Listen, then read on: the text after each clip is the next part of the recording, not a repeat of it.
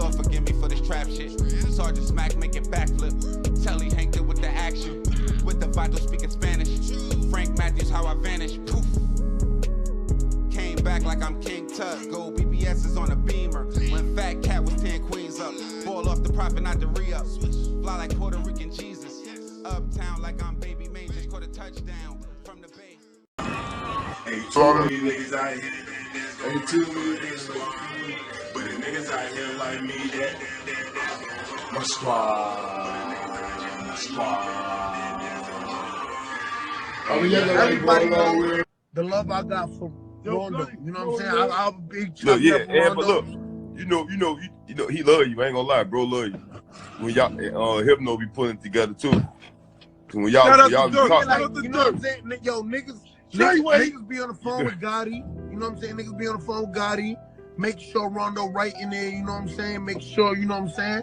The Chicago family that has suffered much loss is mourning once again tonight. When he was a child, Javon Boyd's mother and sibling died in a fire, and now he has been shot and killed.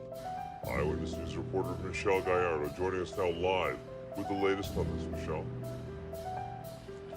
Ravi, good evening. Javon Boyd had only been on the job as a livery driver for about 3 weeks when he was shot. He drove his own vehicle, which was unmarked and therefore not clearly identifiable as a cab, which is why police say they're not sure whether the motive was a robbery.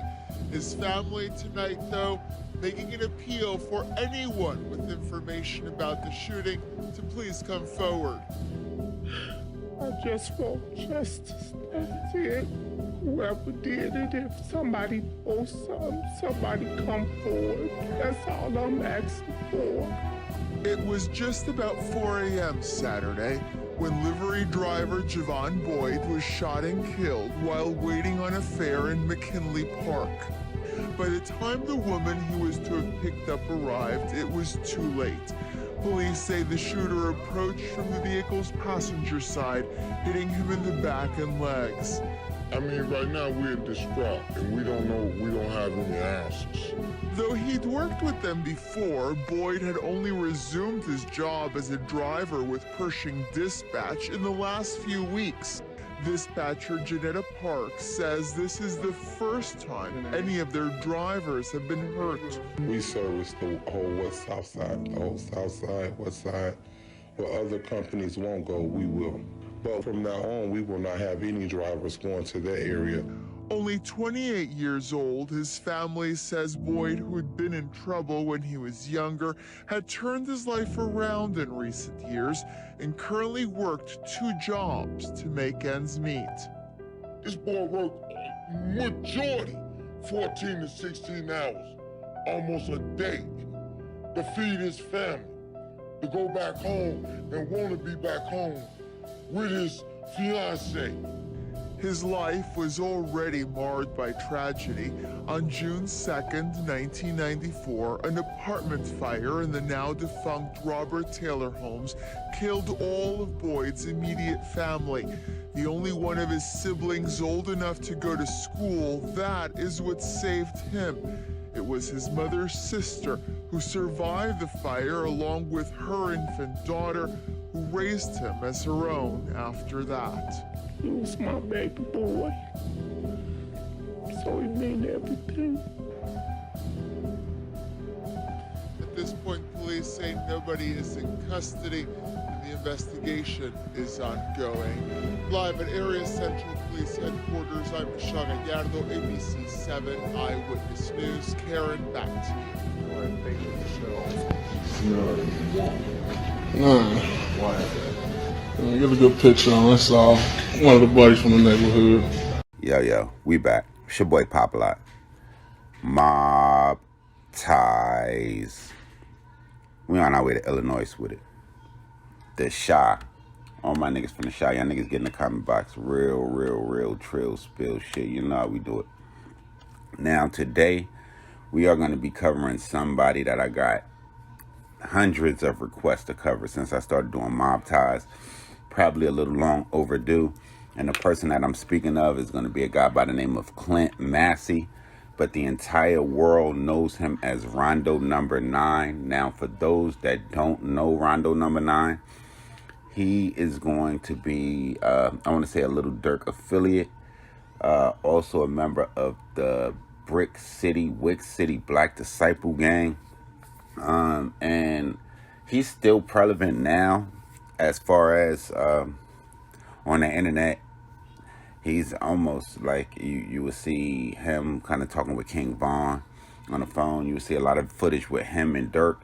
He really emerged on the scene, I want to say, like in early 2012, 13.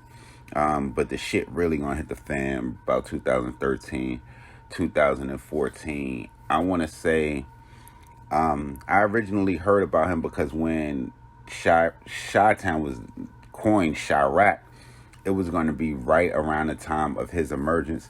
And this is early Little Durk. This ain't what you want, Little Durk. Right around those days. So Durk was not the star that he is today. But I can't help but think back to a day in December of 2013 when the internet was just on fire and a buzz because it was a Chicago gang member that was pictured on the internet with a rocket launcher or with the RPG, a rocket propelled grenade, rocket, I don't know what the hell, bazooka, whatever you want to call it. He was pictured on the internet with it. That caused Chicago Police or Crime Control Strategies Deployment Operations Center to release a press release saying that a safety, well, pretty much it was a safety officer bulletin that said that they had intelligence that indicated that there were high probabilities that a Brick Squad gangster disciples were in possession of a rocket launcher. Further intelligence suggested that Brick City/Wick City Black disciples may also be in possession of a rocket launcher. The high-level gang conflict involving Lamron Black disciples and Brick Squad gangster disciples in the area near 6300 to 7100 South from Harvard to Halstead has spiraled the violence in recent weeks. Open source intelligence further indicates that the Brick City/Wick City Black disciples, and they're gonna coin their location as 5800 to 6600 South from King Drive to State, may be in possession of the rocket launcher similar to the one that Rondo was seen with. And they pretty much named Rondo solely as the person with the rocket launcher. There's several photos posted on social media with Massey in possession of a rocket launcher similar to the one that they show in a photo of the press release. So that kind of put him on the radar if he was not already on the radar with Little Durk.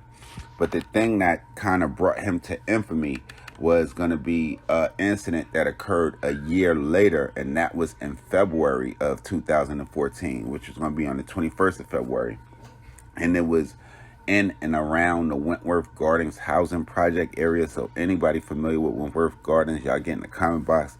Let us know if it's a good place to move. I damn sure need a new spot. It shouldn't be getting wild. I wanted to know if they got any openings. Y'all let me know, for real. But according to the government, they're going to say Rondo was attending a party on 39th Street. And he was with several other people. One is going to be a lot, and people hip to Chicago want to know. I'm going to say it was C-Day that he was with. And he was also with a guy by the name of D Rose. Or according to what authorities say, D Rose was in a separate car. Rondo and the other assailant, they name him as Ile, which is naming him by his last name. And they're going to go on to account that a female by the name of Caprice Johns would testify that she's seen Rondo firing a gun into a car that was occupied by a livery cab driver, Mr. Boyd. And with those shots, they ultimately took the life of that cab driver. And for that act, the government would go on to sentence Rondo to 39 years in jail. And this was right before he even reached the heights, because we see it right now that Lil Durk is at the heights of his career.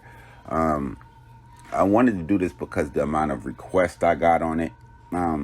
Something that we wouldn't normally cover on everyday topics, but it's definitely something worthy of mob shit. But I really want y'all to let me know, how big do y'all think Rondo would have been right now, or would he have been big? Y'all make sure y'all follow me on Instagram, on Twitter. It's your boy Popalot, POP_A_LOT. We gonna be back. We going state to state, city to city with this trill, real spill shit. Y'all make sure y'all get at me in the comment box below. Y'all make sure y'all hit the bell to subscribe for this real trill spill shit. Y'all make sure y'all get at me on Twitter. Y'all get at me on Instagram under the pictures in the direct message. However y'all want to handle it. I'm here for all of it. It's your boy Popalot. Mob ties.